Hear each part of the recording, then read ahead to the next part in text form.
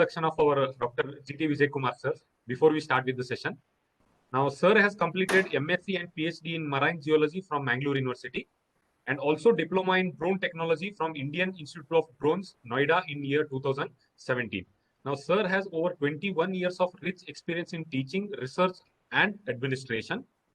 Sir has worked with various organizations like Fisheries, Marine Department, Mangalore, and Center for Special IT, Hyderabad, as a director in SVV Geotechnical Private Limited. And currently, sir is working as senior subject matter expert at IIC Academy and Technology, Hyderabad. Now, sir has involved himself in many consulting projects at Middle East, focusing mainly on erosion monitoring at Oman. Sir has conducted many state and central government funded seminars and workshops on techniques in geomapping, mineral exploration, remote sensing application to geology.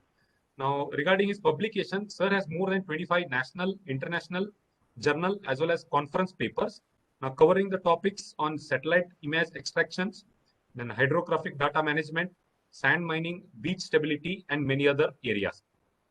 With this brief introduction, I welcome Dr. G.T. Vijay Kumar sir to this workshop, sir. Yes. And request you to take over the session, sir. Yes. Thank you, Mr. Sharan, and welcome to all the participants. I'm Dr. Vijay, as you already know about this one. So, yes, before this, before this session, we were talking about the land. Okay. So, Sashi sir already explained you all.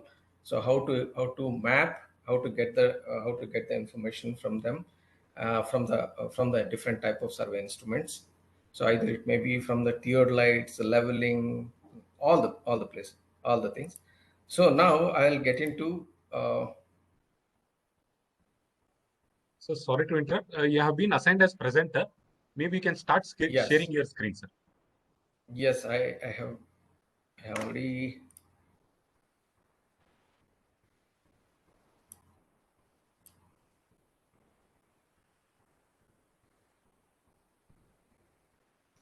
Can you see my screen now?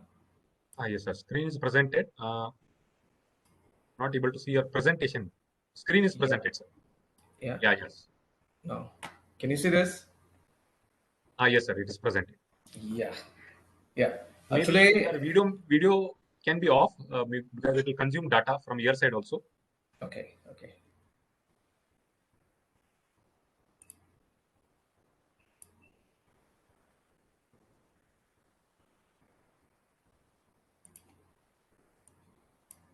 It's not sure. Okay. Yeah.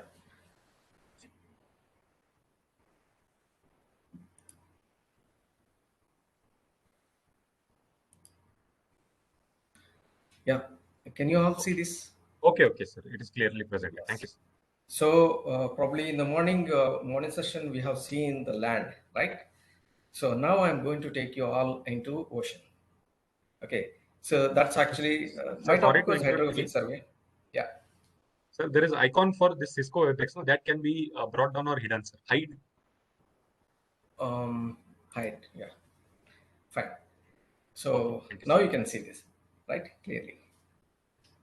See, morning, as I said, morning we have discussed on regarding the land, how we are doing the land surveys and what all the things we are doing it. So now I'll take you to oceans, and oceans as well as the rivers, and wherever the water body is there, how we can measure the depths. Okay, that's got actually a hydrographic survey. So probably I will be taking care of, talking about differentiate the maps and the charts. What do you mean by maps and what do you mean by charts, and also understand the importance of charts, and also we'll find out what you mean by hydrographies first of all, and then discuss about the basic acoustics and principles. So I will not get into very detailed because that itself it takes 3 to 4 months for a entire learning about the acoustics and hydrographic survey and history, how past people used to prepare a map, and what all the applications of hydrographic survey. These are the things I'm going to cover in my one and a half hour section. Is it clear? Okay. Can you tell me what is this? Probably most of them know about this one, right? Uh, yeah, this is actually topomap. Okay. So what it is meant by topomap means what actually? These are all related to land. You will have this topomap is will represent it will show you road network, contours, forest area, villages, and then electrical lines, extra high tension lines, water bodies, and different types of forest, different types of stones. Everything it will give, and also it will also give you the contour informations, right? This is what you get it from the topo maps, right? And what about this? Have you seen anybody this one? Yeah, I want it should be interactive session so that we can get a good understandings. Some people may be knowing about this map. This is called, we call it as a hydrographic chart. Okay, simply we can say that it's a chart.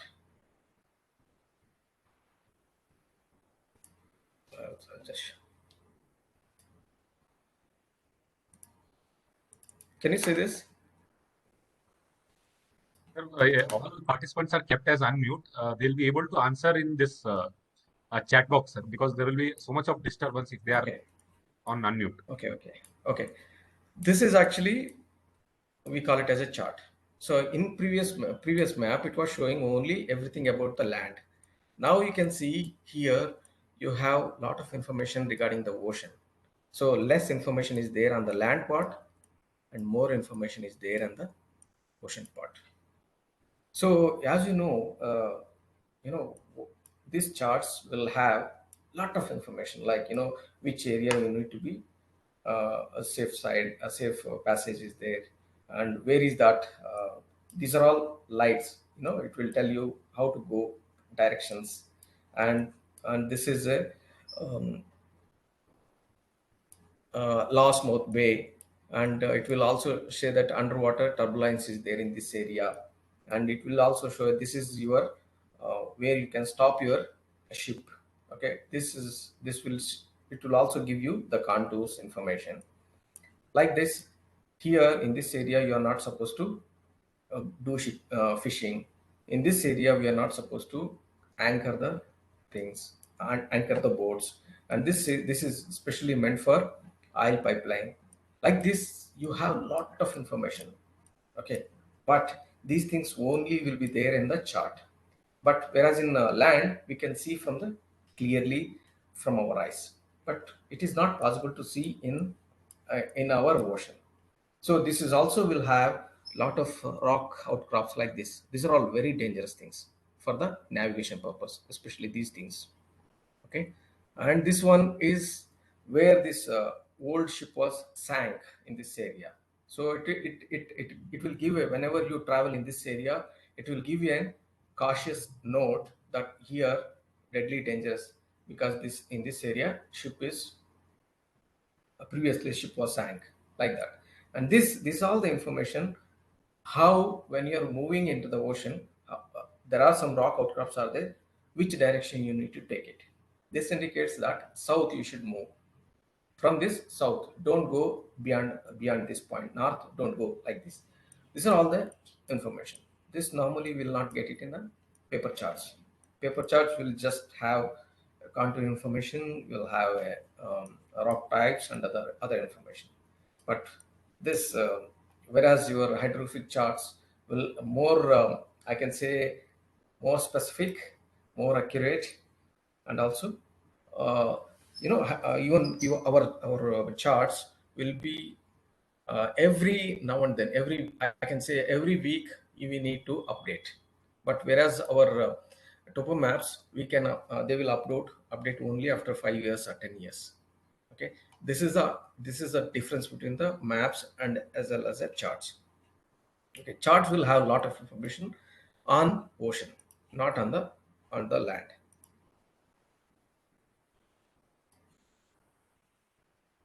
Then So what do you think? What is the state of our ocean bottom surface actually? Do you think that it is a flat terrain? No. Do you think it is smooth? No. Whereas it will be like this actually. You'll have lot of undulatory, lot of disturbances. Sometimes rock outcrops will be even in the deep ocean. You will get a rock outcrops like this, and sometimes deep trenches will be there, and sometimes lot of different distance disturbance will be there. All these things we need to be mapped. How do we map them actually? This is called actually, and this is what we call it as a hydrographic survey. Okay, this is how it will be normally.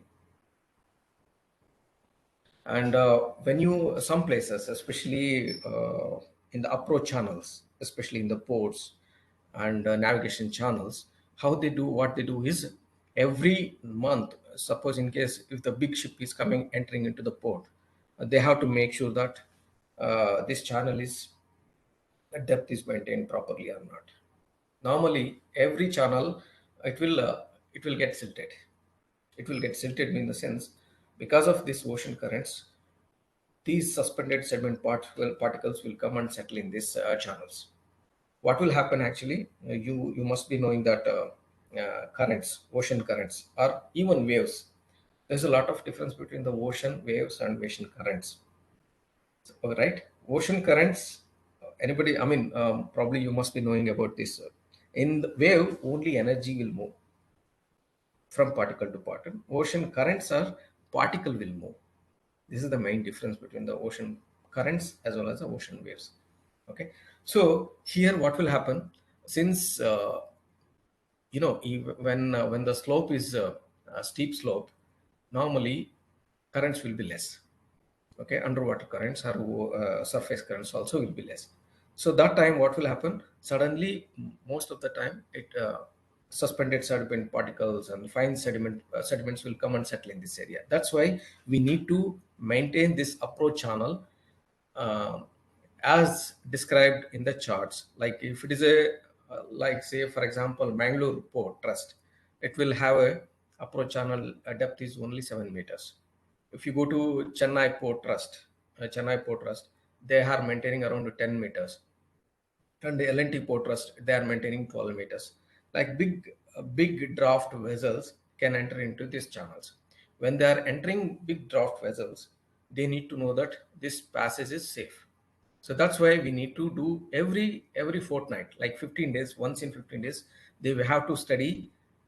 They have to do hydrographic survey and get to know that what is the state of a sea bottom. Okay. So if nothing, if you are not doing this hydrographic survey, what will happen? Titan ship, like everybody knows about this. Titan ship was collapsed due to what? Iceberg actually. So even icebergs also will be marked on the turn. Small, that person who was watching that, he just missed that one. So it was hit into iceberg, and then entire ship was collapsed. This type of damages will occur only because of if you are missing small information from the charts. That's why I'm telling every now and then we need to update the charts. It's a mandatory that if you want to enter into the ocean, you need to have a updated charts. You have to show them in the port area. My charts are updated or my ENCs are updated. ENC is nothing but actually electronic navigation systems. Nowadays, since 2000 onwards, it's a mandatory that those big ships which are entering into the ocean, sailing, they need to have a ENCs, electronic navigation systems. So what is the actually difference between the electronic navigation system and then paper chart is? Paper chart, everything we need to monitor. But whereas in this electronic navigation system, we don't have to monitor. But of course, somebody should be watching always 24 hours. They should watch the course. The only thing is you have a less work compared to paper chart. Okay, and we do have, it's a mandatory that we do have paper chart as well as the ENC charts. Okay, so to avoid this one, we need to have a proper chart as I already mentioned. So to prepare a navigation chart, we need to have a complete profile of the ocean bottom. How do we get this ocean bottom profile? Is from the hydrographic survey. This profile pattern content. So, what is hydrographic survey means? What is hydrographic survey? So, it's a bunch of upright sense. It deals with the measurement and description of the physical feature of the bathymetry. Bathymetry means bottom surface of the ocean. With this hydrography, we can also predict the change over the time. As I mentioned that this is not a once it is surveyed, it will be there for a years like that. It is not like that. Every day, every hour, it will change. That is because of ocean currents. It is necessary for the safe navigation and in support of other marine activities. What other marine activities is actually, you have a lot of construction activities are going on. Chemical effluent discharge will be there, and fishing activities are there, and like that there are so many, and aquaculture, marine culture, and then corals are there. So all these things we need to have a hydrographic survey data. So how do we get them? How do we get this? Let us. It's a simple thing. What you see in our terrestrial land survey, what we are using is especially light for measuring the distance. Okay, and in the laser we use our light for measuring the distance, but in remote sensing again we use lights for measuring the distance and getting the information. But whereas in our oceans we use sound waves. So principle is same, like light waves and sound waves both are same. You know how this transducers, we call it as a transducers, that transmit the sound signals from the ship bottom. It will directly hit to the bottom. Before hitting to the bottom, it has to pass through water column. So that water column character is also important, because if it is a clear water, it will hit perfectly, and it will not have any scattering. It will not have any reflection from the suspended sediment particles.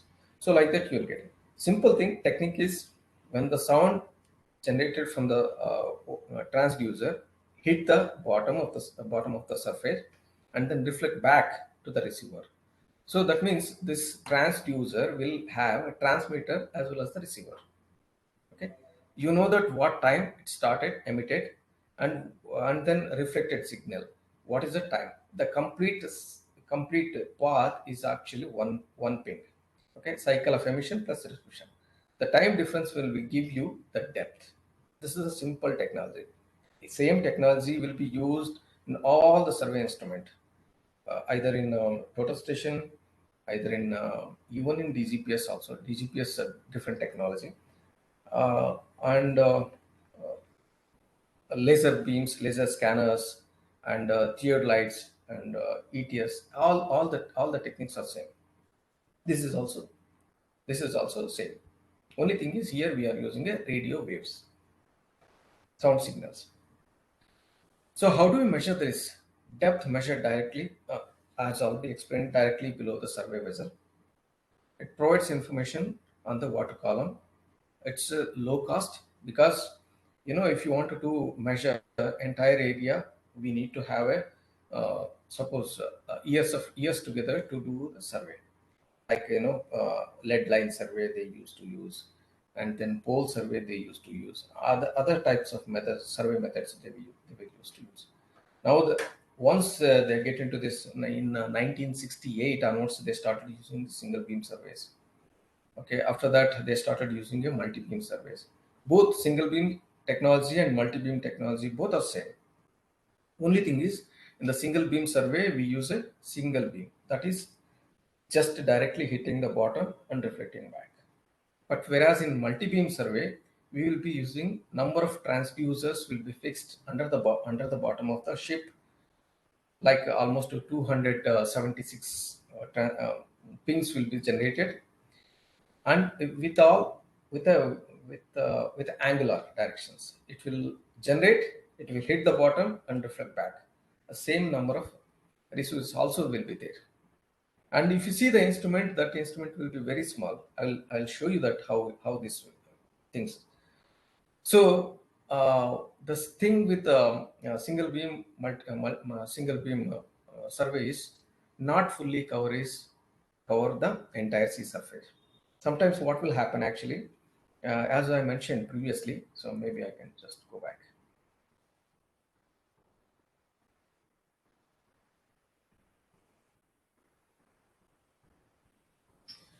See, when you are doing the survey, probably you will be the distance between the lines will be around 50 meter. Say for example, if you are measuring the 50-meter line, sometimes you miss this part, this point. So this is a danger position. This is a rock outcrop, or else whatever it may be, some danger will be there. That portion you will be missing. To avoid this one, what now they started is a multi-beam survey. Multi-beam survey, it will give you entire area with the same technology, but instrument will be more costlier than compared to single beam survey. There also we use a transducer, receiver, DGPS, and then IMU. Everything will be there. So that is the advantage with the hydrographic, multi-beam survey compared to single beam survey. So this is how uh, uh, signal will come, sound wave will come, hit that, and then go back to this. So in this, I'm telling it a very simple, but it's not so simple. So if you have a lot of information, as you must have seen this even in our survey instrument, how much it is sensitive, it will become a complicated. Here also same thing. So a ship will not be moving smooth on the ocean. You must be knowing that they will have a pitch, roll, heave, all these things. So these things, and also you need to have a GPS connections. Okay, and in sometimes you have a wind direction, and ship will not be moving in the same direction, because as you decide, it will be taking a deviation because of the underwater currents as well as surface currents. You may be thinking that I am going in a straight, but you will not be moving in the straight direction like that. You have lost a lot of disturbances. And also, and main thing is salinity of the water also affects our sound wave penetrating into the water. If the salinity varies, wherever the river mouth salinity varies, you will have to change the information while collecting the hydrographic survey. When you enter the deep ocean, or if it is a no like a Red Sea and all, you need to give the salinity information when you before doing the correction, before doing the survey. And also we mentioned that sea surface temperature we need to give, temperature of the water, all information we need to give. If you don't give this information, probably you will be end up with a error data, like meters of error data you will get it. Okay, let us slowly get back to the history of the survey. Presently, our instruments will have a DGPS, IMU, echo, multi-beam echo sounders, all these information. What about olden days? They don't have all this information. DGPS only came 1972 onwards. GPS 1972 onwards it came. Before that, how they used to do it? And especially DGPS, especially started we getting around 2006 onwards, 2004, 2006 onwards. Technology evolved, and now we are getting. And the IMU, inertial measurement unit. This inertial measurement will be used in the ship as well as even in drones, in flights, everywhere we use IMUs. So probably you must, if you want to know inertial measurement, is it means when you are going even in the air, so because of opposite wind direction, you will be slightly deviating. Also, it will have some tilts, and also pitching, rolling, all these errors will be coming. So to avoid this, so we use an inertial measurement unit. Okay, how ancient people used to measure this one? Let us go one by one. Olden days, they don't have a GPS, they don't have a charts also, and they don't have any other informations. How they used to do it? They used to uh, see the stars, and then they used to follow that. How? I'll explain you. They call it as a dead reckoning. Just simply keep watching the star and move. Hourglass, they used to have a hourglass, using a hourglass, and they know that how far they moved. Like that, simple technology they used to do. That's how Vasco da Gama found India. When he wanted to hit some other place, he reached our India. So olden days they used to have the compass and the log line. Log line is actually once you drop this portion into the water, and then from that, using a hourglass, they used to measure time taken from one complete cycle, and then they used to know that okay, this much nautical miles we traveled. Okay, that is how they used to do this relative positions and all. They used to measure with these three instruments. And and olden days measurement, they used to put a rod into the ocean, and with which is tied with a measure tape, and they know what is the depth of that particular area. That consumes a lot of time, because you cannot anchor the ship on one place, especially in the near surface, near seashore, because of the waves, high wave and wind. So it is so difficult. And sometimes you will be measuring angular measurement, you will be taking. Sometimes you will be measuring as the ship will be moving. You will not get a good position. Sometimes you may miss your rock sample, rock outcrops, and dangerous wrecks. All these things will be missing. So even though, of course, I am not denying that old days are not good. Even now, even in 2020, we are using a old 1947 data, lead line survey, as well as the pole survey data, because some places we use still entire ocean is not covered by with the hydrographic survey so far, in India especially. But in other countries, they use lidar technology as well as a hydrographic survey technology, and most of the places it is covered. But in India especially, we have not covered completely entire area. Another one is sounding lead. What they used to do is same like a chain survey. So you have every feet or every this thing. So you have a marking. So similar to that, we have a lead. This is a heavy portion. This portion is a heavy portion. We every meter we tie some red ties. Every red means 5 meters, and blue means 10 meters, like that. We tie them and release it in the water, and then you get that what is that. And again here problem will come, whether you are measuring in the high tide time or low tide time. That is also again problem. And also here there is another problem is there, underwater survey.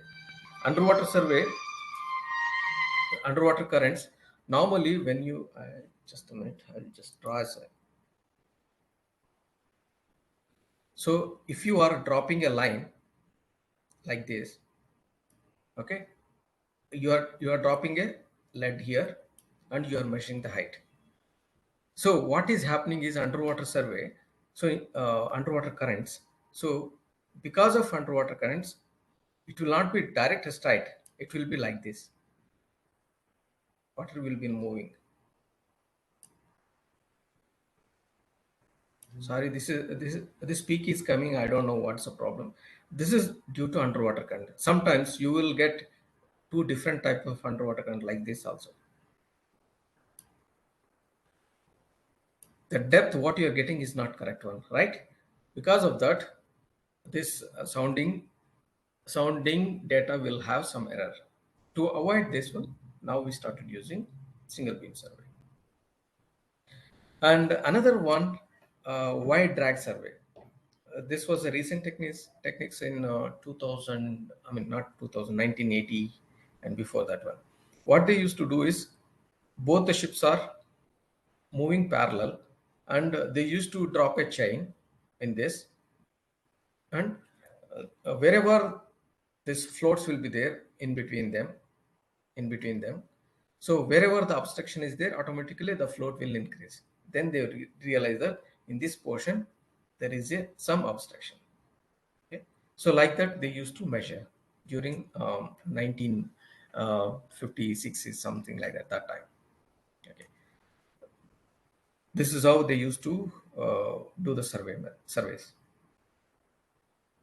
This is also very time consuming, and people used to are stuck with some disturbances will be stuck again if they don't know what this danger is in what depth. They have, if they found this type of obstructions, again they have to lift this one again up, and then they want to know what exactly the depth this disturbance is there. So sometimes they have to do the survey over this area, one area, more than 5 times, 10 times. They want to know what depth it is that disturbance is there. That's why this was not properly evolved. And finally, we got a single beam survey. So single beam survey, lead line, this is actually first one is a lead line survey, and single beam. The second one is a single beam survey, and the third one is a multi beam survey. So as I said,